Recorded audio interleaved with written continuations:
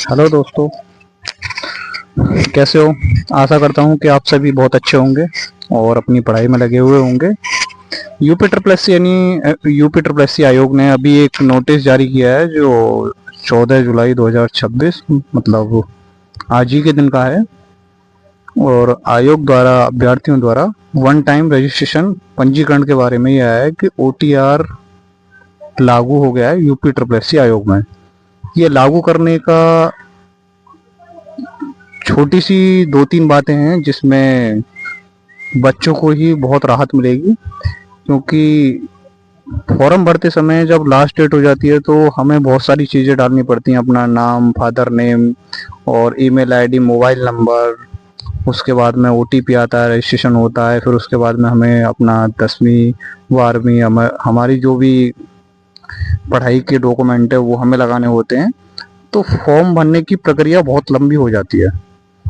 तो ओटीआर से फ़ायदा ये रहेगा कि ओटीआर में हमारी जो बेसिक डिटेल्स हैं वो ओटीआर में सबमिट हो जाएंगी, और जैसे कोई फॉर्म आएगा उसके बाद में हमारी बेसिक डिटेल्स ओटीआर के थ्रू ऑटोमेटिक ले लेगा। लाइक इज जैसे एसएससी में हुआ है।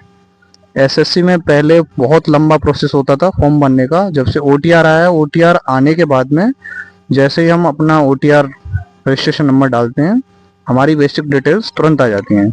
तो यही रीजन रहा है ओटीआर लाने का, जिसमें मुख्य बिंदु दिए गए हुए हैं वन टाइम रजिस्ट्रेशन के। यूपी ट्रिपल एस आयोग ने जो मुख्य बिंदु दिए हैं उसमें पहला पॉइंट दिया हुआ है, आयोग द्वारा भविष्य में जो भी वैकेंसी आएंगी उनकी मुख्य परीक्षा के आवेदन के लिए ओटीआर कराना अनिवार्य होगा। भविष्य में आयोग द्वारा सभी विज्ञापनों के सापेक्ष आवेदन करने हेतु ओटीआर संख्या का उपयोग किया जाएगा। मतलब हमें जो ओटीआर रजिस्ट्रेशन नंबर मिलेगा, ओटीआर पूर्णतः निःशुल्क होगा, कोई हमारा चार्ज नहीं लगेगा ओटीआर के लिए। और तीसरा पॉइंट है, अभ्यर्थियों को ओटीआर हेतु नवीन आवेदन पीटी 2025 की पंजीकरण संख्या के आधार पर आवेदन करना होगा। ठीक है। नंबर 4 पे दिया हुआ है, अभ्यर्थी के प्रारंभिक अर्हता परीक्षा मतलब पीईटी 2025 आवेदन हेतु किया है तो उसे पीईटी 2025 की पंजीकरण संख्या के आधार पर ओटीआर हेतु आवेदन करना होगा। नंबर 5 पॉइंट है, ओटीआर के लिए अभ्यर्थी के पास वैध मोबाइल नंबर हो और वैध ही एक ईमेल आईडी होनी चाहिए जिसके थ्रू ये प्रक्रिया पूरी होगी।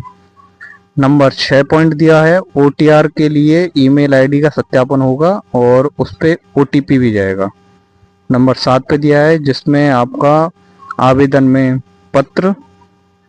पत्र में जन्म तिथि, पिता का नाम, गृह राज्य, जनपद, हाई स्कूल, मतलब हमारे जो बेसिक डिटेल्स हैं वो सारी भरने के लिए इसमें उल्लेख किया गया है 7 नंबर पे।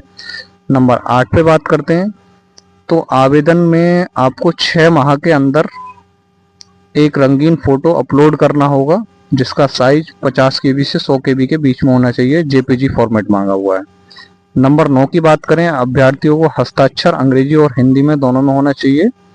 हस्तलिखित लिपि में अपना नाम अवश्य लिखेंगे।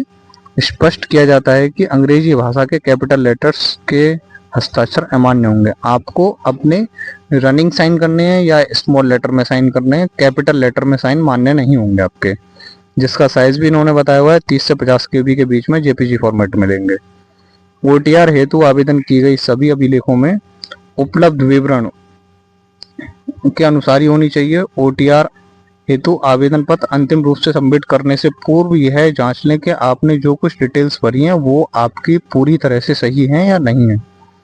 नंबर 11 पे है, आपको ओटीआर पंजीयन संख्या प्राप्त होने के बाद में दर्ज किए गए विवरण में किसी प्रकार का संशोधन अनुमान्य होगा। प्रत्येक अभ्यर्थी ओटीआर संख्या धारित करने की अनुमति है। एक से अधिक ओटीआर संख्या धारित करने की स्थिति में अभ्यर्थी का अभ्यर्थन निरस्त कर दिया जाएगा। मतलब एक से अधिक अगर ओटीआर करने की आप कोशिश करोगे तो आपके दोनों ही कैंसिल कर दिए जाएंगे।